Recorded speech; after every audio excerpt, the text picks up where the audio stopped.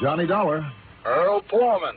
There's the welcome voice. Hi, Earl. How are things down there in nice, warm, sunny Florida? Nice and warm and sunny. Oh, it's a lot more than you can say for up here in New England.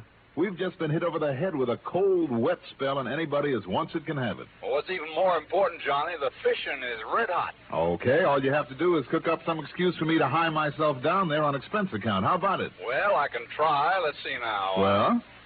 One broken ankle. What? I said one badly busted ankle. You think that'll do for it? For what? The excuse you want to come down here and take over a little chore I'd handled myself except for this bum ankle of mine. Earl, if you really have a broken ankle, I'm sorry to hear it. I really have. What is this little chore that you're talking about? A visit to one of our clients. Lives down the road a piece. You want me all the way down there just to call on a client? Why not? You think the home office would okay all my expenses just for that? When I remind them of all the thousands, maybe millions you saved them over the years, Here. Just to call on a client, huh? Honor bright. Well, I don't believe it, Earl. There's something fishy about this. Nah, you know me better than to say a thing like that, Johnny. You mean I know you just well enough? Not once have I gone down there supposedly to fish without running into a burglary or embezzlement, arson, murder, mayhem, or what have you, and been lucky to get back here in one piece. So come on, Earl, come clean. What is it this time? I told you, Johnny. Okay. I guess there's only one way for me to find out. Good. I'll be waiting for you.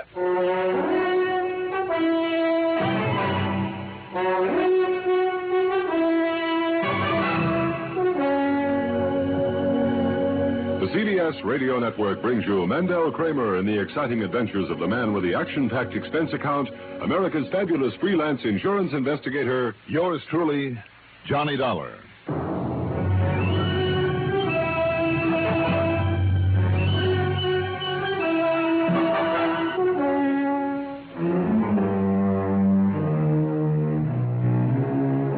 Expense account submitted by Special Investigator Johnny Dollar to Tri-State Life and Casualty Insurance Company branch office in Sarasota, Florida. Following is an account of expenses incurred during my investigation of the Wrong One matter. Expense account item 1, $87.70 for a cab to Bradley Field, then plane fare to New York to Tampa to Sarasota. Item 2, $3 for a taxi to the office on Main Street that Earl Poorman shares with Don Boomhauer, a prominent realtor in those parts. Earl, the lower part of his right leg in a plaster cast and a crutch under his arm, hobbled around pretty uncomfortably. Sit down, huh? Are you kidding? That's all I've been doing now for nearly 2 weeks, ever since the doc put this blasted cast on my ankle. Earl, would you like me to autograph it like the kids do? No, thanks. Seriously, Johnny, this darn thing has been driving me nearly crazy. I don't doubt it, Earl. I'm awfully sorry. Sitting around the house doing nothing day after day, and Mike having to play nursemaid to me all the time. Why, do you know this is the first day I've even been down here at the office? How is Mike? Be sure to give her my love, huh? Well, give it to her yourself. You'll be staying with us, you know. Fine. Anyhow, I suddenly got the idea that if you'd come down here and run the boat, well, we could go out in the Gulf, tie into some whoppers, and maybe it'd take my mind off this thing for a change. You know something, Earl? That is the best idea you have had in years. Yeah, well, I didn't think you'd object too strenuously. That talk about a job for me to do while I'm here was just a bluff. Not a bit of it. Here, help me to sit down, will you? Sure. Just take it easy now, old man. Now, don't give me that, you... Oop. All right. I got it. I got the crutch here. I'll set it right here. There we are. Now, in the corner of the desk, that letter, you see it? This one? Yeah. Mailed only yesterday. You call this a letter? On a piece of wrapping paper. Read it, Johnny, if you can. Well, I can try. Dear, W-E-R, dear Mr. P-U-R-E, Pure Man? Never mind the spelling. He means poor man. I hope so. You know, anybody who thought of you as being pure would be out of his mind, Earl. Okay. So you made a funny. No, I was absolutely serious. Okay, just forget the bad spelling and translate the best you can. All right. Dear Mr. Poorman, if your company don't want to pay off my insurance real quick, come see me real quick. Account of my pal, B-L-E-A-K, Bleak, Blake, Johnny Waldo Blake, his beneficiary. Oh. On account of my pal Blake is away... What? Gatorin. Gatorin. And can't help me, so you better hurry. S.I.N. signed. Mr. Emmett? Emmett Dennery, the client I mentioned over the phone. Ooh, I'll say this for your Mr. Emmett Dennery. He is no mental giant. Well, he is still a client. How much of a policy, Earl? $2,000 straight life. $2,000? That's a lot of money to some people. Well, I know it is, but is it enough to justify my expenses all the way from Hartford? Well, now you know the real reason why you're here. Ah, you are a good man. Who is he, Earl? What's this letter mean? Johnny, Mr. Emmett Dennery is a client I've never even seen. All I know about him is what Pete Fisher told me. Fisher? Yeah, he held down this office before I took over. He died 2 or 3 years ago. Oh? Well, anyway, Emmett Dennery and his pal, Waldo Blake, are a couple of old crackers, live down in the swamps, down the Everglades. Mm-hmm. Apparently, they scrape out a living trapping and killing animals and then selling the hides. Anyway, it looks like Emmett's pal is away somewhere, gatoring. That means after alligators. I thought it was illegal to kill alligators in this state. Well, sure it is. Anyhow, Emmett wants somebody to go to see him. Well, here you are, and we can justify your expense account to the company. And after you've paid your little visit to him, you and I can do some serious fishing. Okay? Earl, it sounds to me as though he's pretty scared of something. This part here. If your company don't want to pay off my insurance real quick... Only thing he needs to be scared of, Johnny, is a game warden. I'd bet on it. I wonder. Do you know where he lives? Well, here, I can show you on this map that Fisher had the foresight to pin on the policy. Here you are. You call this a map? Here. Sarasota. I'd never know it. And here's Fort Myers, so this has to be the main highway, the Tamiami Trail. Mm-hmm. And this, well, maybe it's only a wagon track right into the Everglades. And right here is where Emmett's supposed to live. Think you can find it? Well, I can try. Okay. Now, you take my car, drive me home, and then get on your way. And as soon as you get back here, if it's still daylight... Earl. Yeah? If I remember right, this Everglades country can be pretty dangerous in spots for somebody who doesn't know his way around. Oh, you make out all right. You did the time before, didn't you? Oh, sure. So, what do you got to worry about? You tell me.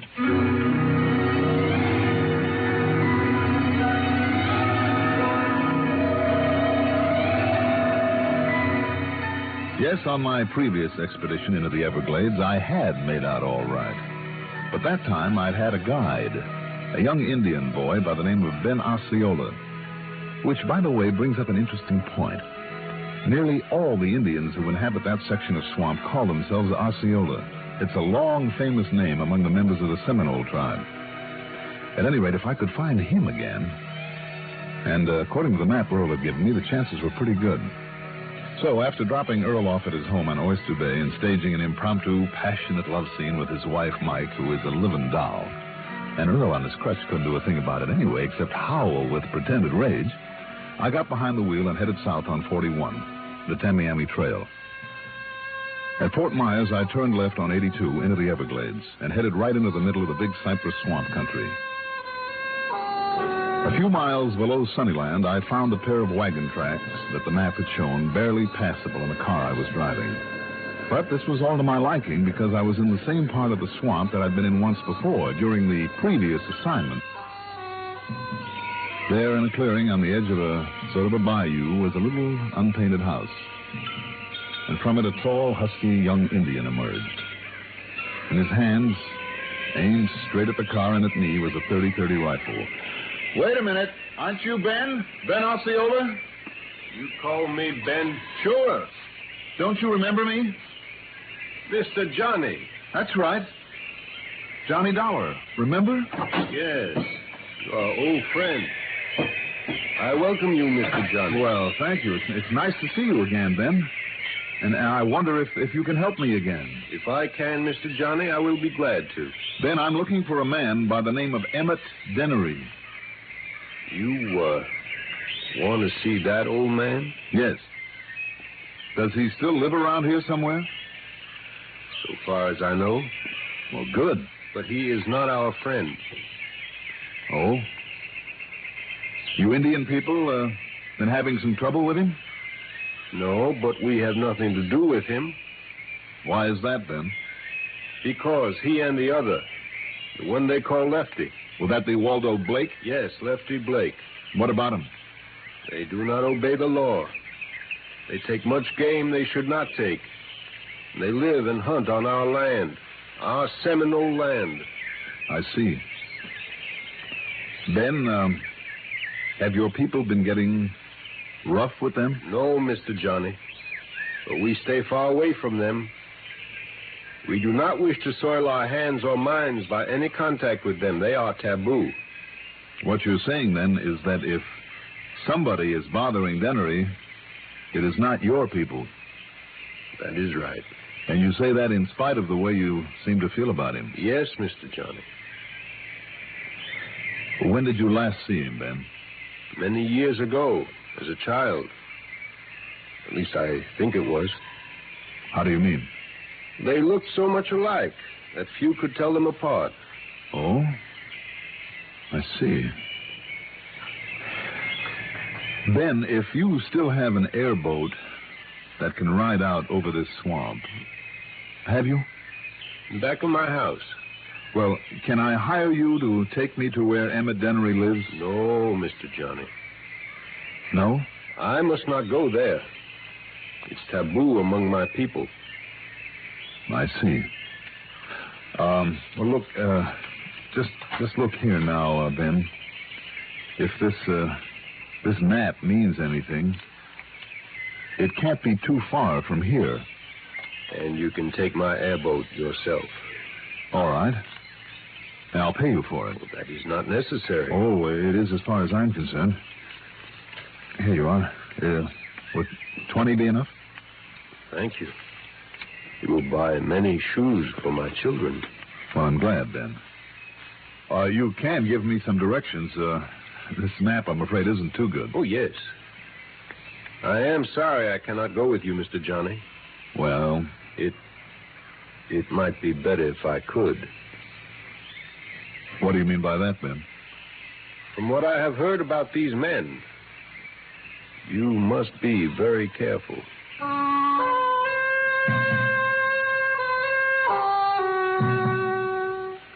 Ever ride one of those airboats? It's a flat-bottomed aluminum hull about 12 feet long, and the bow is squared off instead of coming to a point.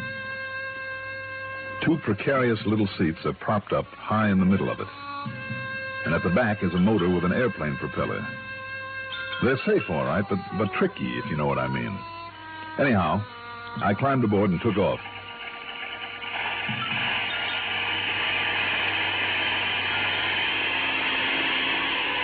And brother, I mean took off. It's quite a ride, believe me. That half planing, half skipping over the shallow water. Perched up there on the spindly seat, I kept waiting for it to flip as I tore on out across the bayou, then wove my way through a network of narrow little rivers, over spots that in some places were nothing more than wet swamp grass. No wonder an ordinary underwater propeller couldn't be used. The darn thing would be hung up in the weeds and grass in no time. Every now and then I had to swerve quickly to avoid a half-submerged log. Or was it a huge alligator? There were more rattlesnakes and cottonmouth moccasins out there than I'd ever seen before. All sorts of animal life and thousands of birds that rose in alarm as I fairly plowed through them. Finally, I came to a couple of acres of high ground, of brush and trees that stuck out like an island there in the middle of a swamp. At one end of it was a decrepit old clapboard shack, surrounded by row after row of drying frames with skins on them, mostly the hides of raccoons and alligators, curing in the sun. There was no one around. At least there was no one inside. As I beached the airboat as close to it as possible, jumped off, and headed for the old cabin, I wondered if Emmett Dennery, like his pal Lefty Blake, was somewhere out in that swamp, gatoring, collecting game. The reason Dennery had given in his letter for being alone, for needing help. I didn't have to wonder for long. Mr. Dennery? Mr. Dennery? Anybody here? Hello? Well, let's see now. Oh, good. Seems to be open.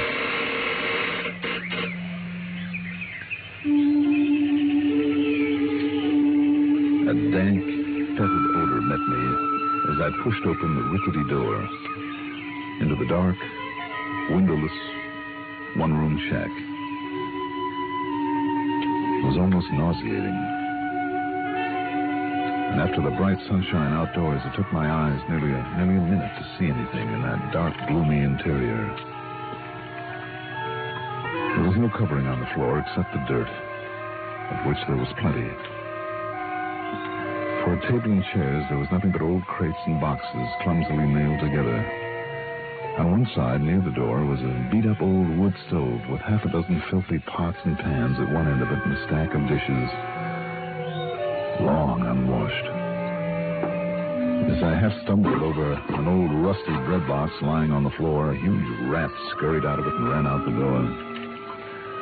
I wondered what sort of slovenly so-called humans could possibly live in such miserable, reeking squalor. Then I noticed the ragged draperies hanging across the far end as a sort of divider for the room. I felt that even to touch them would be to contaminate myself, but nonetheless I pulled them aside. There, on a rude cot, dressed in tattered jeans, a dirty shirt, and a pair of high-top lace boots, lay the body of a man. I'm no expert at such things, but even a cursory examination told me that he'd been dead for several days. There was a torn, grimy coverlet on the floor, and I started to pick it up to lay it gently over him. Don't you move now, mister. What? Unless you want me to blow your head off. Whether you move or not, I think I'm doing it anyhow.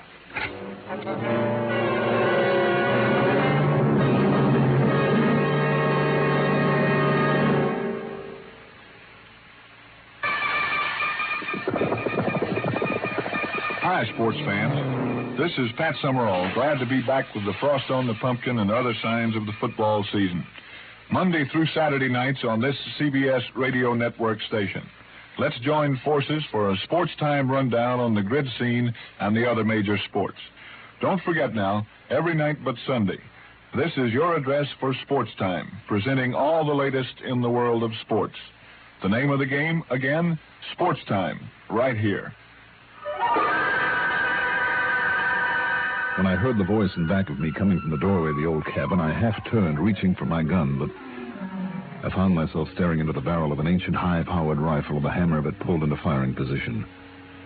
And in back of that gun, one of the most disreputable-looking characters I've ever seen. He was about 60, I'd say, maybe 5 feet 3 or 4, a wrinkled, weather-beaten face, scraggly, dirty gray beard.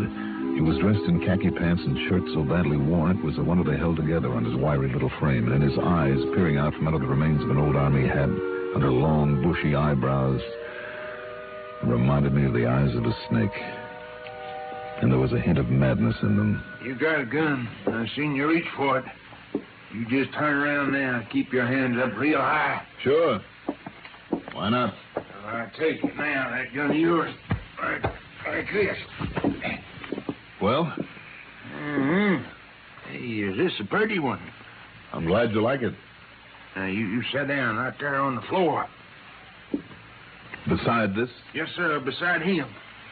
Kind of you the one that killed him, ain't you? No, that's where you're wrong, old-timer. Sit down. You see this gun? Sit down. I guess I have no choice, have I? You got no choice. Okay. On it. With both your hands, you keep them flat on the floor now. Go on. You're holding the gun. I know. Stay out in the swamp too long. All week I stay out in that swamp.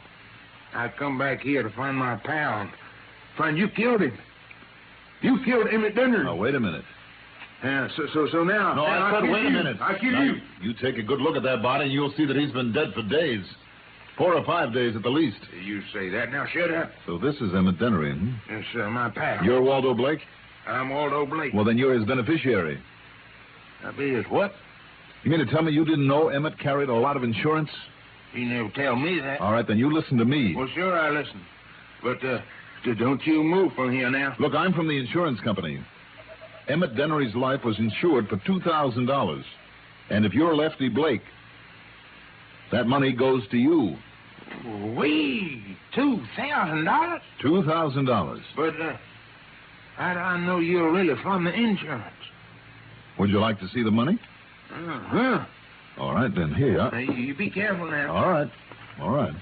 I still got this gun right on you. All right, here now. You just look through this wallet and see for yourself. You just drop it gentle on the floor. All right. Now, go ahead. Count the money. Yes, sir. Only look. You ain't got no 2,000 here. You ain't got... You ain't got no gun no more. Let go me now. Now, stay there. Right there in the corner, you crazy old coot, and don't move. Now, you listen. Now, you listen to me, and for your sake, I hope a coroner's examination doesn't show this man was murdered.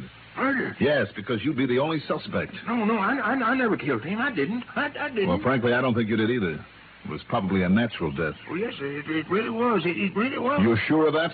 Well, what I mean is... Yes, you're sure, all right. That's what gave you the big idea, isn't it? You just couldn't miss a chance at that $2,000 insurance that you've been paying on all these years. Me? Yes, you. I knew there was something wrong the minute I saw this body because of that letter to the insurance office. Because it was only mailed yesterday, wasn't it? Well, how should I know? Stop bluffing now. It's a little late for that. That letter signed Emmett Dennery asking somebody to come out here was mailed only yesterday. But you know as well as I do, this man has been dead for 2-3 times that long. In other words, you wrote that letter in the hope we'd come out here and pay you off on the so-called death of Emmett. Now. Sure, with the two of you living out here alone, cut off from the rest of the world, nobody really ever sees you. You figured nobody'd know it was really Lefty Blake who had died. You can't prove it's Waldo? Can't I? Well, let's see now. For a starter, let's take the laces on his high-top boots. Huh? The way they're tied, the direction of the knot. You ever see a right-handed man who tied a left-handed bow knot like this one? Let's see what else we can find. No, that's enough. Don't you see? After all the years of me paying out on that insurance, having Waldo die first, nobody else to leave it to. You could have cashed in that policy legitimately and probably have got back most of what you put into it. But now, after the switch you've tried... Oh, me. What'll they do to me now? For attempted fraud? Plenty. But that's up to the company. Oh, Lordy, what will they do to me? You better come along with me and find out. Emmett Dennery.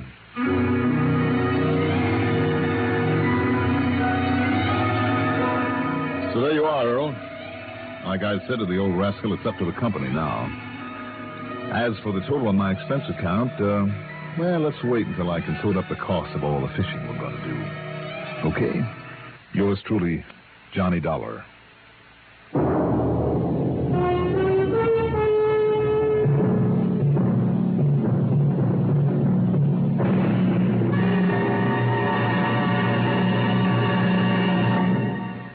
Now, here is our star to tell you about next week's story.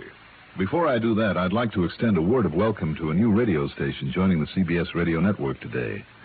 It's WNEB, Worcester, Mass., an important new link in our coast-to-coast family of CBS radio network stations. For WNEB listeners, starting with this broadcast, a Sunday workout with us, and throughout the week, the listening only the CBS radio network has to offer. Welcome, WNEB Worcester. Next week, a fishing guide who turns out to be a guide to murder. Join us, won't you? Yours truly, Johnny Dollar.